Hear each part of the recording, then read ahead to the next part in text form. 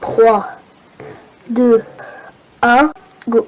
Si je vous dis dans le cadre du cinéma français, un acteur comique particulièrement connu dans le monde entier et qui est tellement connu et cultissime qu'on est forcément obligé de le citer, vous pensez à quoi?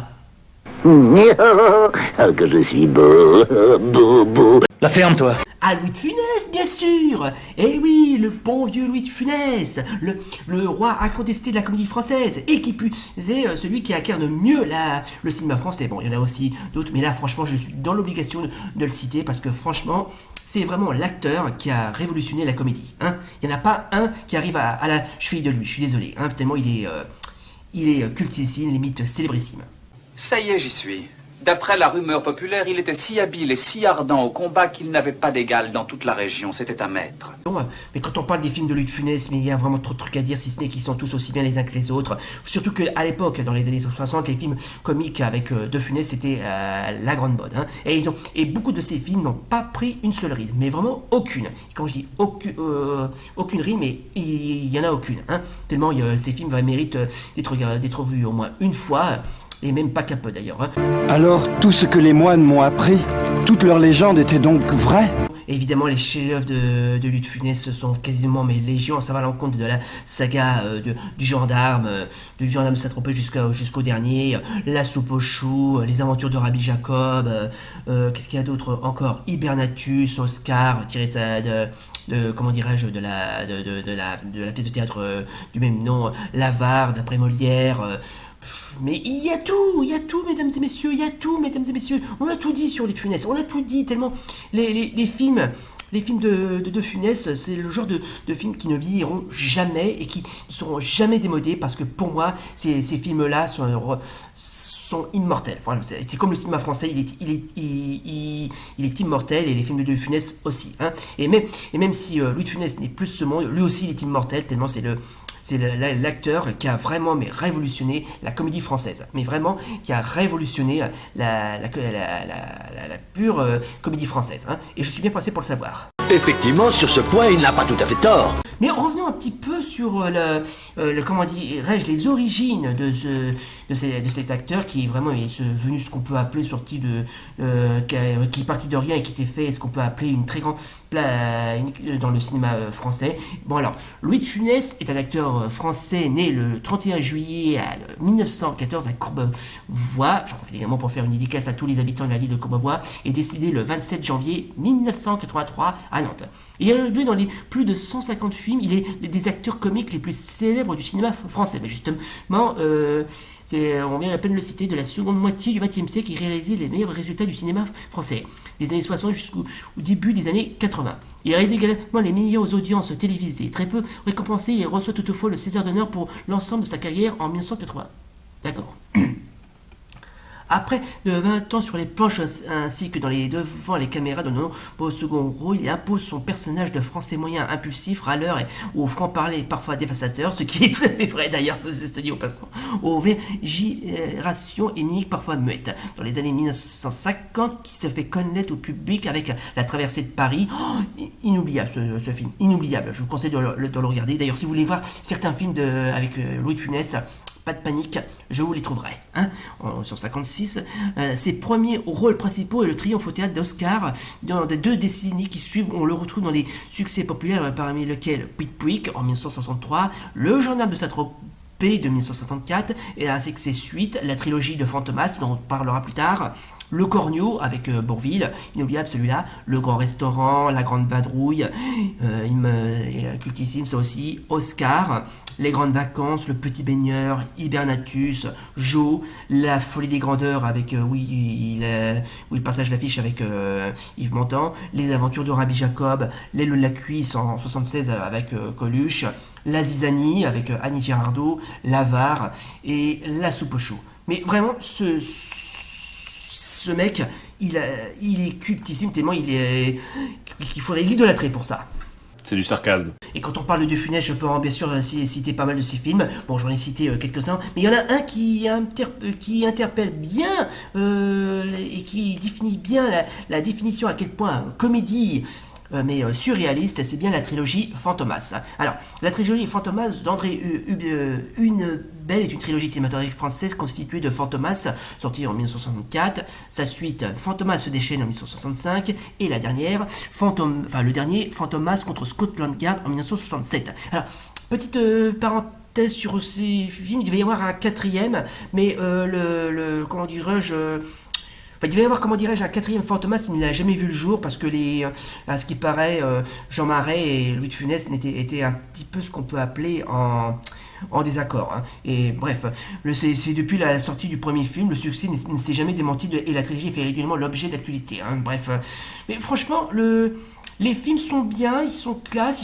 ils sont tous bien. Franchement, ils sont tous bien. Alors, il faut que vous sachiez que déjà, Fantomas, déjà pour commencer, c'est tiré d'un roman. Et d'ailleurs, pour vous dire la vérité, ce n'était pas un roman, comment dirais-je, de comédie, mais plutôt du polar. On dit un roman policier.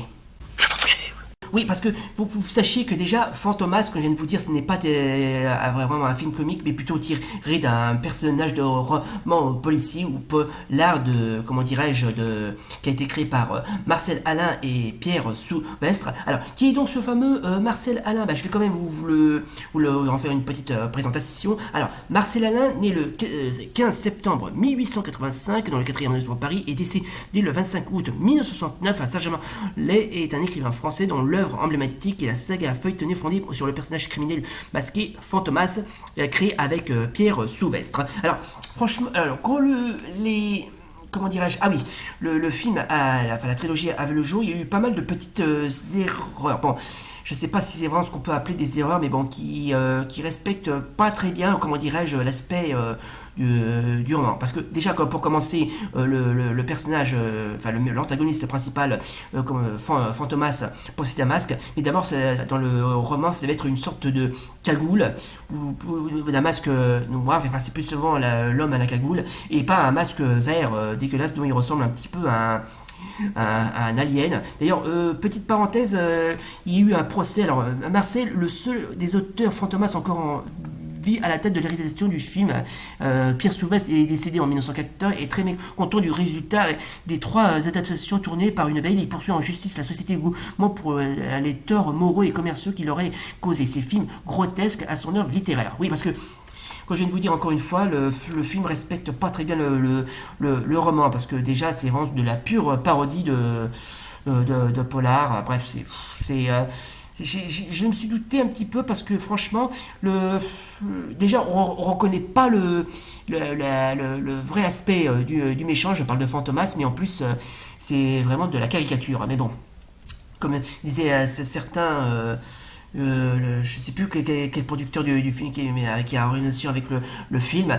Sur la peur, il n'y a pas de vrai rire. Bref, c'est le film, les films Fantomas, qui plus est, les 3 films Fantomas sont bien, mais ils respectent pas très bien l'aspect du roman, ce qui est un petit peu dommage quelque part. Mais bon, au moins, on a ce qu'on peut appeler.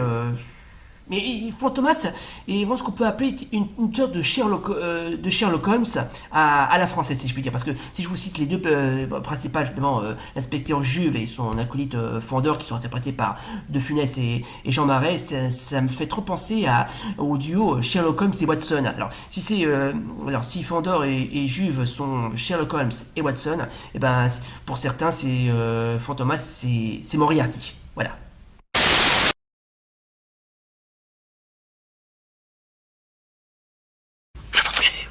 Bon, jusqu'à là, bon d'accord, j'admets que les films Fantomas sont bien, mais bon, comme je viens de vous dire, ils respectent pas très bien, comment dirais-je, le roman de Marcel Alain et Jean Souvestre, ce qui est un petit peu dommage quelque part, mais bon, je pense qu'ils ont essayé de, comment dirais-je, d'en faire une sorte de parodie de polar, mais bon, le problème c'est que Marcel Alain l'a très mal pris, c'est pas étonnant qu'il a fait un procès avec Gaumont. Bon, après, si le film est moins fidèle au roman, bah c'est pas grave. Au moins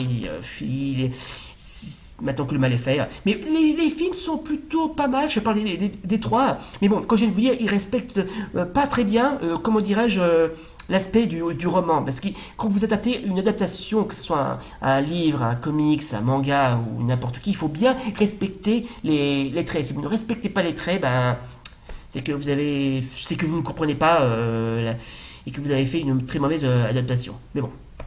Mais sinon, par rapport à les films de De Funès, il y a trop de trucs à dire, si c'était qu'ils sont tous aussi bien les uns que les autres. Bon, je peux en citer ces deux derniers qu'il avait joué, notamment La Soupe aux choux, d'ailleurs qui est tiré aussi d'un roman. Attendez, que je cherche bien. Attendez, parce que c'est tiré aussi d'un roman, un roman comique qui respecte assez bien le film. Ah oui, attendez, je vais vous le trouver. Alors, comment il s'appelle, celui qui a adapté le... Ah voilà, ça y est, je l'ai trouvé. Donc, est une méditation, adaptation du roman du même nom de René Fallet. Alors, qui est donc ce fameux René Fallet? Bah déjà, c'est celui qui a écrit le roman La Soupe aux choux, un écrivain et scénariste français, né le 4 décembre 1927 à Villeneuve-Saint-Georges, qui se trouve dans le Seine-et-Oise, et décédé à Paris le 25 juillet 1983 à Paris. Et donc les romans qu'il a publié, c'est Banlieue Sud-Est, Le Triporteur, Paris au mois d'août et La Soupe aux choux. Voilà, qui est le dernier, qu'il a publié avant d'être adapté au cinéma par Jean Giraud et sorti en 1981. Hein. Alors oui, parce que De Funès a tourné deux derniers films, à savoir La Soupe aux choux avec Jean Carmé et Jean-Rivier Ray, et le dernier qu'il a joué, c'était Le Gendarme et les Gendarmettes, qui est pour moi le dernier et ultime film de la saga du gendarme. Mais à ce qui paraît, le film était pas très bien. Bon, après c'est un peu normal, ce film, c'est là où on s'est rendu compte que la franchise Les Gendarmes commençait un petit peu à vieillir et qu'il n'y a pas trop, et bref, les gens ont été passés à autre chose. Mais bon, après, c'est pas grave. Si un jour on voudrait, réaliser ne serait-ce qu'un dernier film mettant en scène le gendarme de Saint-Tropez, je préfère autant que ça soit celui-là. Ah, c'est vrai ça! Mais il faut dire que De Funès, comme je viens de vous dire, même s'il est plus de ce monde, puisqu'il est décédé en 1983, vous savez quoi, pour moi il n'est pas mort, et il restera dans la culture française. Il est tellement populaire qu'il figure dans, je vous jure, c'est vrai, dans pas mal de vidéos, et tellement il est parodié, et ça en fait de lui une sorte de mème et de phénomène du net. Comme quoi, même mort, une célébrité restera populaire à jamais. C'est ça le Funès. Bref, ça sera tout pour aujourd'hui. Si cette vidéo, c'était donc la vidéo spéciale cinéma consacrée à Louis de Funès. Bref, alors après que vous soyez fan ou non de Louis de Funès, je vous conseille de regarder au moins un de ces films. Et si vous voulez voir, la totalité des films mettant en scène Louis de Funès, pas de problème, je vous les trouverai, comme ça vous pourrez vous amuser.